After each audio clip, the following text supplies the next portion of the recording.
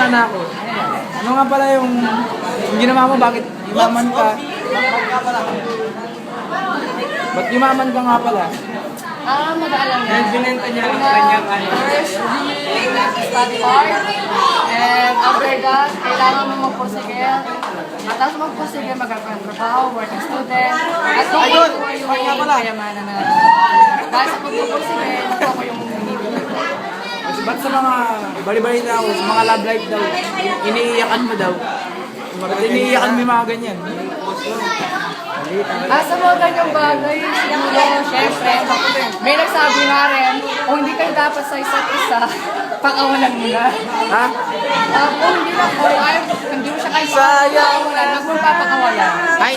It means na pag nasasaktan ka na, i-give up mo na, ganun ba? Kung dapat, kung tama yung desisyon na gagawin mo. O ano ba yung mga sasakyan mo ngayon? Pag nasa view, dapat na... Tricycle. Gusto ko mayabang, meron akong chopper, meron akong barko, ano pa ba? Marami akong sasakyan. And Totoo ba yan o laruan lang? real. It's real. Baka naman yung mga pinagmamayigit mo. Sa boss mo pala yan. Hindi, sa akin yun. Ako nga yung boss, di ba? Hindi, sabi nila, kuripot ka daw, boss. Hindi ako kulipot. Kahit lumut ka sa harap ako, bibigyan ko naman ng K-pop! Sino binabalaan mo papangasawa ngayon?